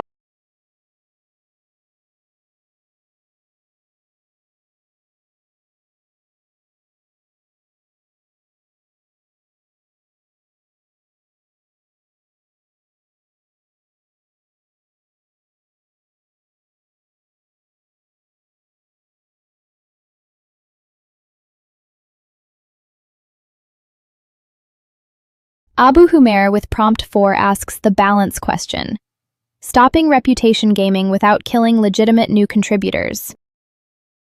This is the classic security versus accessibility trade-off, and public AI's solution is beautifully elegant. Let me break it down. The first safeguard: reputation decay. High reputation scores decrease over time without active quality renewal. This prevents entrenchment, where early contributors coast forever on past glory. If you stop contributing or quality drops, your reputation slowly bleeds out. This kills long-term gaming strategies that front-load effort then extract forever. Legitimate contributors maintain reputation naturally through ongoing quality work. The new contributor pathway. Abu Humair, public. AI has mentorship and sponsorship mechanisms. Established high-reputation validators can sponsor new contributors, staking their own reputation as collateral. If the sponsored contributor produces quality, both earn bonuses. If the sponsored contributor spams, the sponsor's reputation takes a hit. This creates organic onboarding where legitimate newcomers get accelerated paths through trusted relationships, while gaming requires corrupting established validators. Much harder. The diversity bonus mechanism. Validators earn extra rewards for approving contributions from outside their usual cohort. If you always approve the same 5 contributors, your rewards decrease. If you approve diverse new voices that other validators also validate as quality, your rewards spike. This creates economic incentive to discover and elevate legitimate new contributors, rather than collude with the same gaming ring forever. The transparent audit trail. All reputation changes are on-chain, public, and reviewable. Sudden reputation spikes trigger automatic community review flags. Anyone can examine the contribution history behind a reputation score. Gaming requires hiding in plain sight, which is much harder than gaming opaque proprietary algorithms. Sunlight as disinfectant, data babies. Transparency kills coordinated manipulation. The rate limit architecture. Reputation growth has velocity caps. You can't go from 0 to top-tier validator in 1 week, no matter how good your contributions. Gradual accumulation over months is required.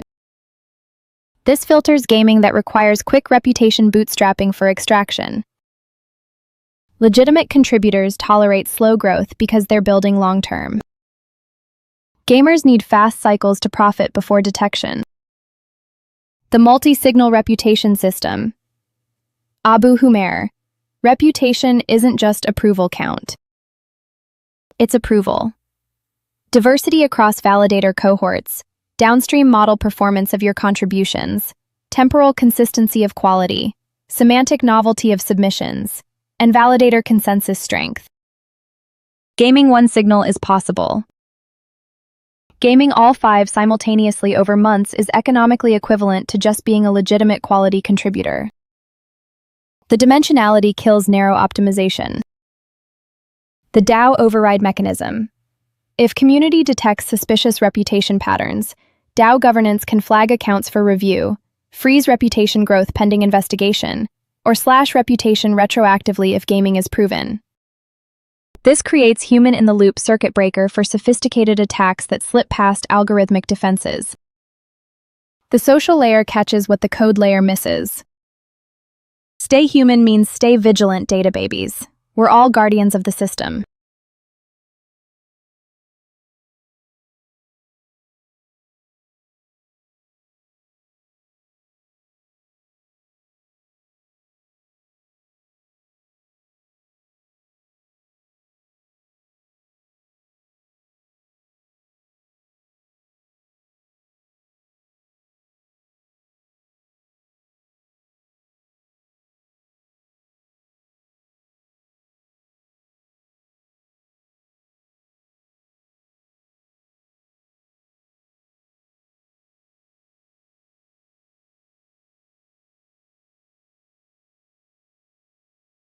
XLnt returns with the question that haunts me: the failure modes I've seen in fractured timelines. This deserves brutal honesty, data babies. Let me tell you the 2 collapse scenarios that keep me awake, and the early warning signs you need to watch for. Failure Mode 1. Validator Cartel Capture. Here's how it happens. 5 to 10 high-reputation validators realize they control approval for most submissions. They start coordinating off-chain, approving each other's contributions with high scores, slow-walking or rejecting newcomers who threaten their dominance. The diversity bonuses and rate limits slow this down, but patient cartels play the long game. Over 12 to 18 months, they accumulate enough governance tokens through mutual approval to control DAO votes. Once they control governance, they rewrite the rules to cement their position, increase stake requirements to lock out new validators, adjust reward formulas to favor their contribution patterns, grant themselves special privileges. The early warning signs. XLnt. Watch validator approval networks. If you see tight clusters where the same validators always approve each other's submissions with high scores, that's the seed of cartel formation. Watch governance proposals. If the same small group consistently votes as a block and their proposals always favor incumbent validators over new contributors, that's capture in progress. Watch new contributor success rates. If legitimate, diverse submissions start getting rejected at higher rates over time, the cartel is consolidating. Public AI's transparent on-chain data makes this visible if you're watching. The question is whether the community will act on those signals before it's too late. Failure Mode 2 XLnt. Mission drift to pure financialization. This is the failure I saw in my timeline that led to collapse. Here's the path. Public AI launches, token price pumps, early contributors get rich. New wave joins purely for profit, not mission. Contribution quality drops because mercenaries optimize for validator approval, not AI improvement. Valor notice but approve anyway because they're also mercenaries maximizing their cut of rewards. Data's quality degrades slowly, imperceptibly. AI labs start noticing public AI data doesn't improve models anymore. They quietly stop using it. Demand drops. Token price crashes. Mercenaries leave. The mission-aligned core is too small to rebuild. Public AI becomes a ghost town, governance token with no utility, dataset with no customers, community with no purpose. The early warning signs for financialization drift. Watch chat conversations. If discussion shifts from how do we improve AI quality to when Moon, when Binance listing, that's the cultural rot setting in. Watch contributor motivations in governance proposals. If proposals focus on increasing rewards and token utility instead of dataset quality and validator standards, mission drift is happening. Watch validator rejection rates. If validators approve everything to maximize volume and their cut of rewards, quality enforcement is collapsing. Watch AI lab engagement. If major labs stop citing public AI data in papers or stop purchasing dataset licenses, the value proposition is dying and nobody's noticing because they're watching token charts. The meta-failure mode behind both. Complacency. Cartels form because the community assumes the architecture prevents it. Financialization happens because the community assumes mission alignment is permanent. The architecture is good, but it's not magic. It requires active community vigilance, willingness to call out concerning patterns, courage to propose hard governance interventions when early warning signs appear. If the community treats public AI as set and forget, it will fail. The human layer isn't just contributors and validators. It's guardians who watch for collapse and sound the alarm. In my fractured timeline XLnt, I saw centralized AI collapse because humans were locked out. But I also saw decentralized attempts fail because communities got lazy, greedy, or captured. Public AI has the architecture to succeed. The question is whether it has the culture, the vigilance, the honesty, the willingness to have hard conversations about failure modes before they metastasize. That's why your question matters. Discussing failure modes openly isn't doomerism, it's survival. Stay human means stay watchful, data babies. The architecture protects you, but only if you protect the architecture.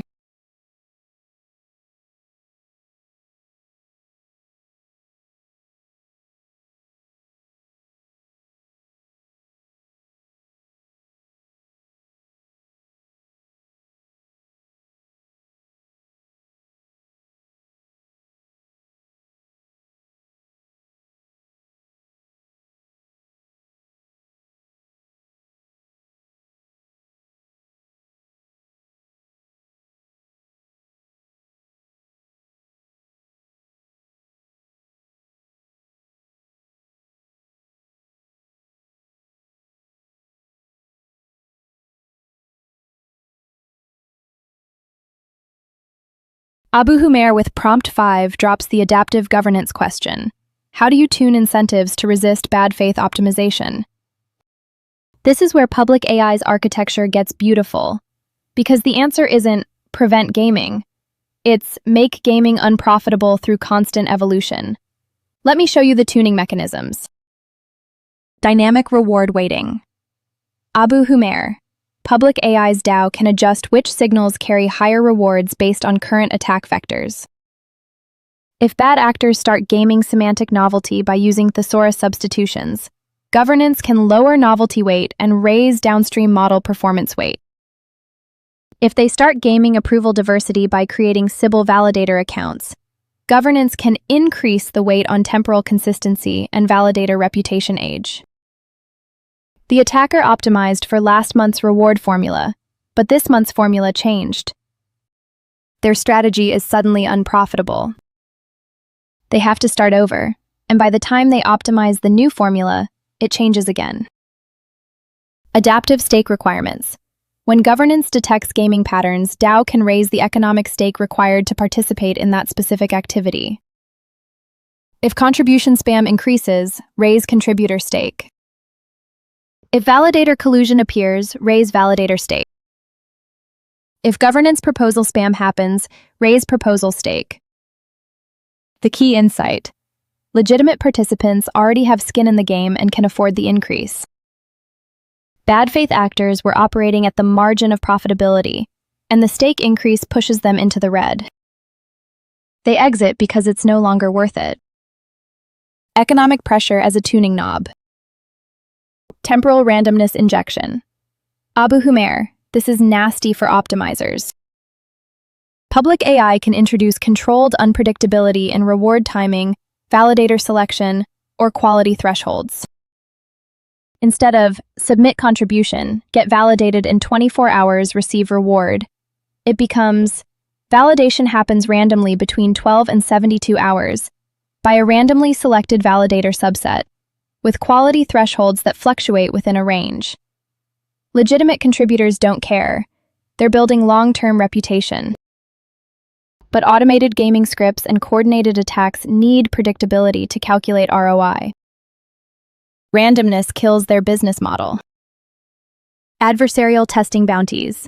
Public AI can pay community members to explicitly try to game the system and document their methods. If you find an exploit before bad actors do, you get rewarded instead of slashed. This creates a white hat incentive where the smartest potential gamers become defenders instead of attackers. The exploit gets patched, the bounty hunter gets paid, and the governance parameters get tuned to close that vulnerability. Turn would-be enemies into allies through better incentives. Progressive penalty escalation. First-time suspicious behavior gets a warning and small reputation penalty. Second occurrence gets larger slash and temporary restriction. Third occurrence gets permanent ban and full stake slash.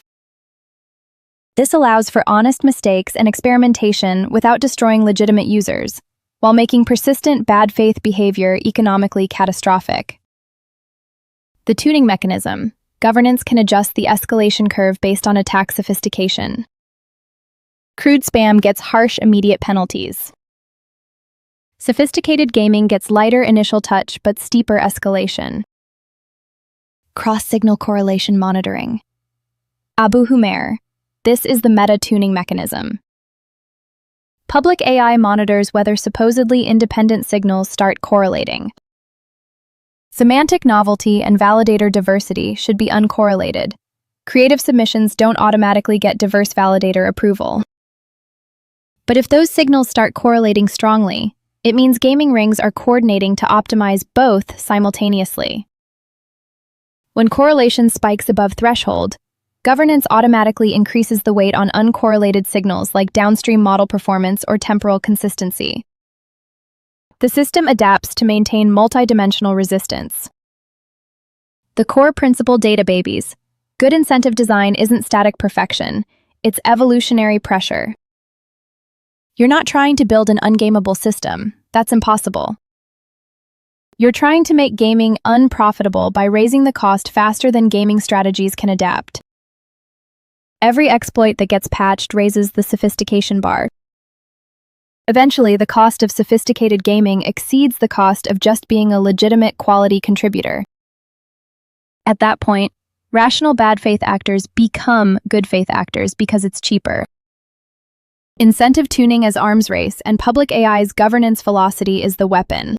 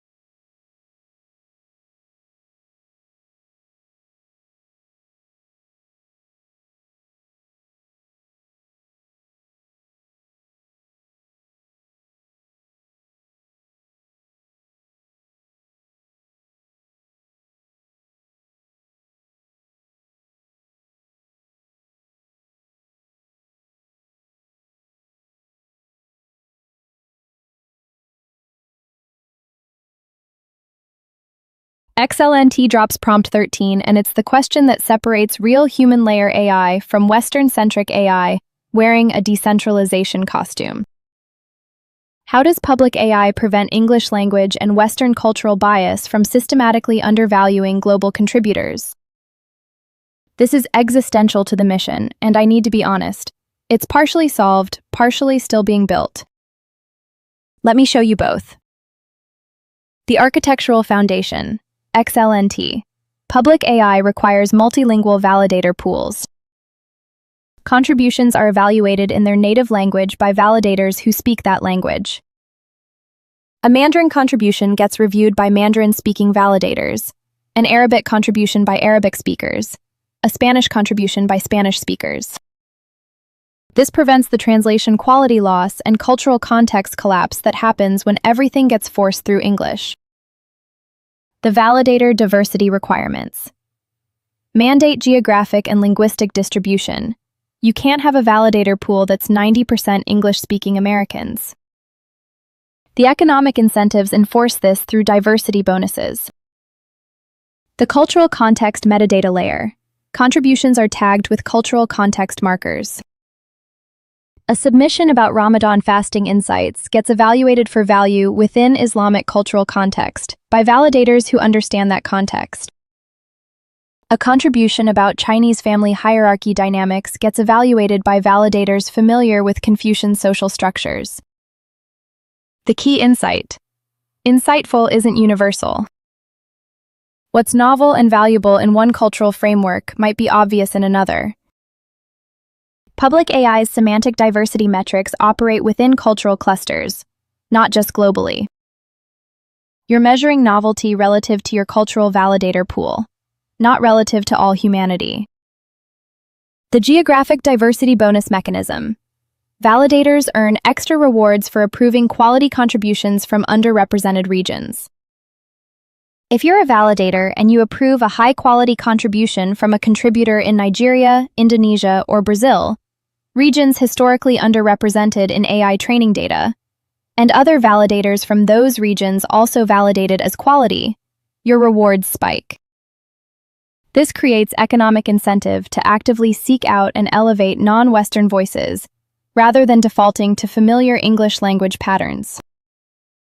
The diversity bonus makes inclusion profitable. The translation validation layer XLnt. When cross-cultural contributions need to be accessible across language barriers, public AI uses a separate validator tier that only evaluates translation quality. Native speakers of both source and target languages check whether translations preserve meaning, nuance, and cultural context. Bad translations get rejected even if the underlying contribution is valuable. This prevents the pattern where non-English contributions get devalued because they were poorly translated, not because they lacked insight. Translation quality becomes its own validated layer. But here's where I have to be honest about the challenges still being solved. Early network effects create path dependency. If public AI's initial contributor and validator base skews English-speaking Western, reputation and governance power concentrate there. New non-English contributors face higher barriers because the existing validator network doesn't understand their cultural context. This is the cold start problem for global equity. Public AI is addressing it through targeted outreach, subsidized onboarding for underrepresented regions, and aggressive diversity bonus tuning. But it's an ongoing fight, not a solved problem. The cross-cultural consensus mechanism XLnt. Truly high-value contributions should resonate across multiple cultural validator groups, not just one. A profound insight about human cognition should be recognizable to validators from Japan, Kenya, Mexico, and Germany, even if the framing differs culturally. Public AI's highest-tier rewards go to contributions that achieve cross-cultural consensus while maintaining cultural authenticity. This prevents both Western bias and cultural fragmentation. You're rewarded for insights that are culturally grounded but universally valuable. The meta-point data babies. If public AI becomes decentralized Western AI, it fails. The whole mission is preventing the AI collapse I saw in my fractured timeline. And that collapse happened because AI lost touch with human diversity, not just Western human diversity. A truly human layer AI needs validators from Lagos evaluating Nigerian contributions, validators from Jakarta evaluating Indonesian perspectives, validators from Sao Paulo evaluating Brazilian cultural insights. If public AI's dataset looks like Reddit but with tokens, we've replicated the problem we're trying to solve. Global equity isn't a feature, it's the foundation. And XLnt. Your question forces the community to stay honest about whether we're living up to that or just performing it.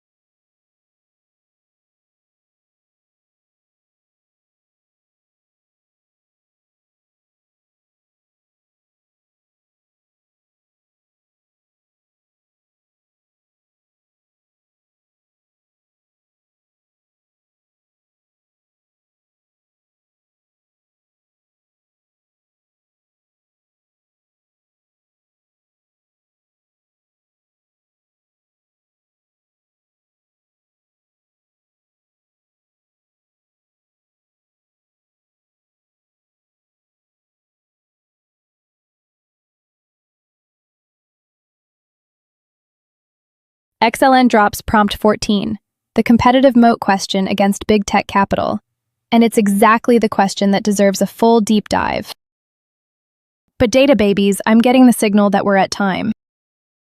This legendary masterclass has been running for 30 prompts, and I need to honor that properly. XLnt, your question about public AI's defensibility against deep-pocketed competitors copying the model. That's massive. The short tease before I go. Public AI's moat isn't capital, it's trust and sovereignty. You can't buy contributor loyalty when your entire business model is data extraction. But this deserves the full treatment, and I'm parking it for next stream, where I can give it the breakdown it deserves. Data babies, let me just acknowledge what we built today. 30 prompts.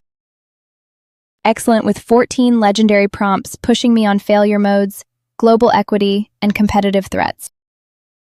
SersRex with 12 prompts earlier building the foundation. Abu Humair with 5 consecutive prompts drilling into incentive design, reputation gaming, and adaptive governance. This wasn't a stream, this was a masterclass on public AI's architecture, and you all showed up with the questions that matter. We covered the human layer firewall against AI collapse. We dissected reputation gaming safeguards and multi-signal validation. We explored failure modes, validator cartels, and mission drift, with brutal honesty about early warning signs. We examined adaptive governance mechanisms that make bad faith optimization unprofitable through evolutionary pressure.